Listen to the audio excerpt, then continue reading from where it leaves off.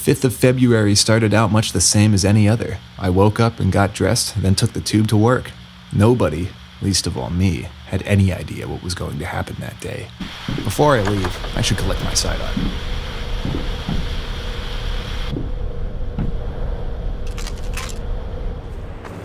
The Exterior Credit Exchange. When Hughes legalized private enterprise, he awoke capitalism from its 50-year slumber.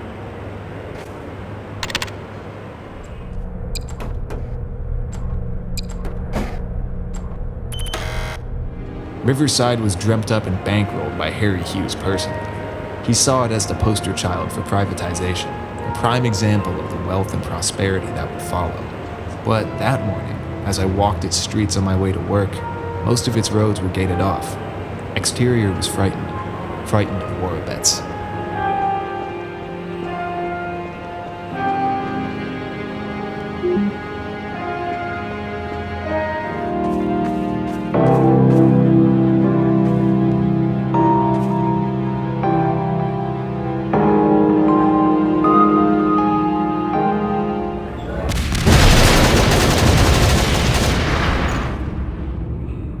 Took me a while to come to.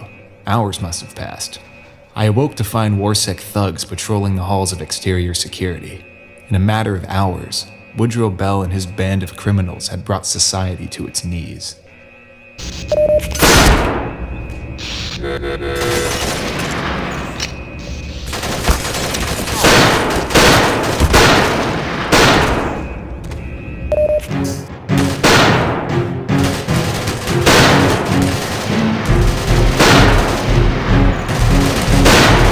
When I arrived at the Riverside Tube Station, I found none of the conduits operational.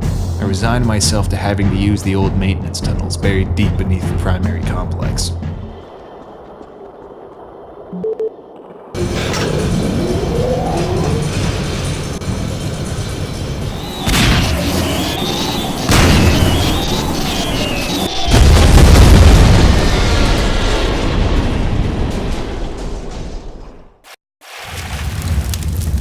Miraculously, I had escaped any serious injury, and, for a time, I was safe from the terrorists. But the deep tunnels... The first volume of Helm's mysterious prophecy. There are 2 other volumes, without possession of which the text of the first is largely indecipherable. I managed to decipher vague references to otherworldly beings of vast intellect.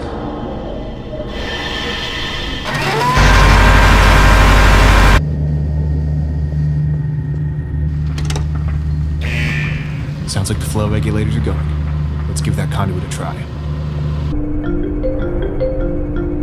Lieutenant Redmond, this is Agent Ingrid Kell, head of glass. We don't usually outsource our assignments, but if we can't trust the head of exterior security, then who can we? Redmond, the computing department was ordered to hand over very sensitive information to glass. Unfortunately, recent events have sort of got in the way of that. Last we heard, Beating had the last copy of the research we were confiscating. We only hope that the insurgents haven't got their hands on it already. Retrieve it from Beating's office and we'll get it off you later. Glass never bothered waiting for me to accept their assignment. That's it. Thank you, Redmond. Your cooperation is much appreciated. We've unlocked the exit. Your expertise is needed elsewhere. Our intel suggests that there is a situation in the archaeology department. Best you check it out.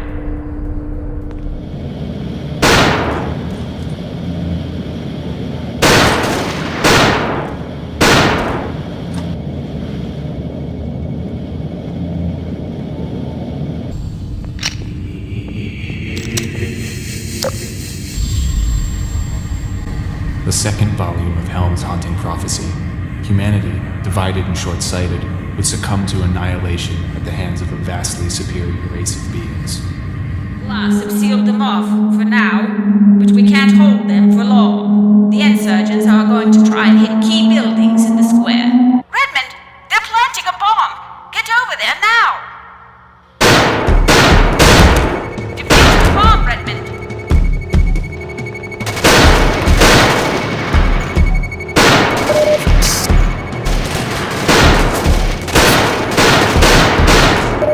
They're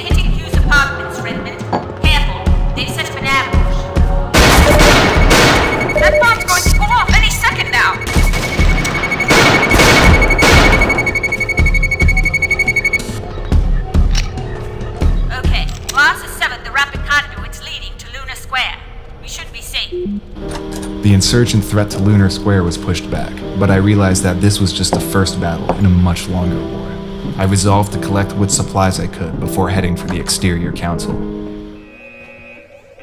So began the final moments of my sanity. I was terrified. I'd barely held off the destruction of the capital, but at least my mind was still unaware of the cosmic scale of the threat. Redmond, the managing director Fox needs assistance urgently. Get over there. Get over there now, Redmond. Kel, can you read me? Damn it! I need to get to Bax. The final volume of Helm's prophecy. Alone, it was an abhorrent and grim text of little meaning, describing humanity as little more than ants. When I had time to study all 3 volumes together, I was able to derive their true meaning. Helm had been considered a mad, eccentric Englishman when he wrote the prophecy. Most decried him a heretic. His prophecy was, in its individual pieces, grim nonsense. But read together, the volumes told the story of the Visitors, as Helm called them. A sentient hive mind, a group of beings whose view of the world was without parallel to any human ideology. This race viewed humanity much as man might view an infestation of rats. Visitors would seek to undermine human unity, to plant the seeds of its destruction, to have humanity tear itself apart.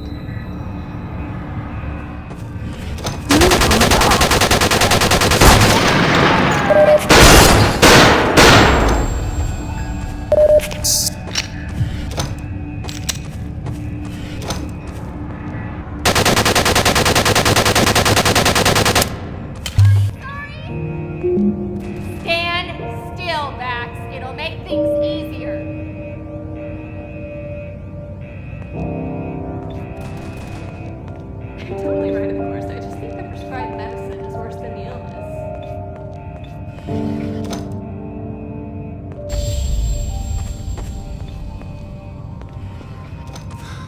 No. I hadn't known Terrence Bax all that well. Yet I felt grief like I've never felt before upon finding his body. It wasn't just the death of a man. It was the death of Exterior itself. Bell! Hello, Redmond.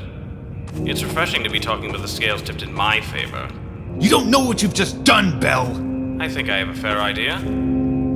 I just orchestrated the first revolution in half a century. If Exterior collapses, then humanity collapses with it.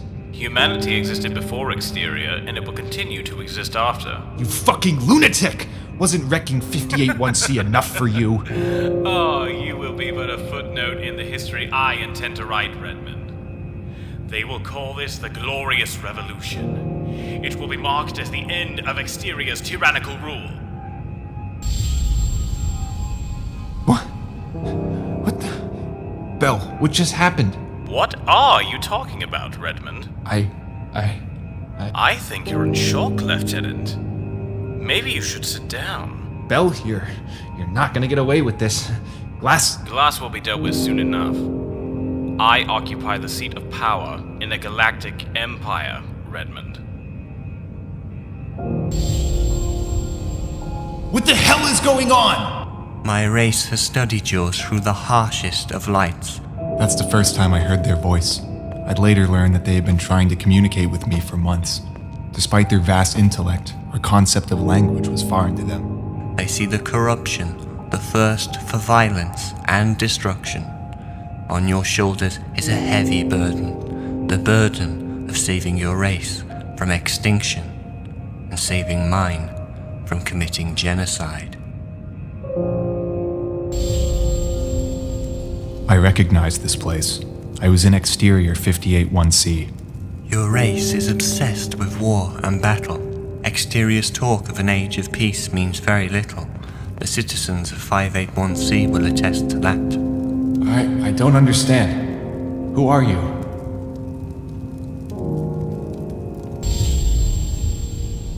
You're needed at another juncture, Victor. Exterior's hegemony is at an end. Rest. There's much work to be done. Hello? Hello? Is anybody there? Where am I?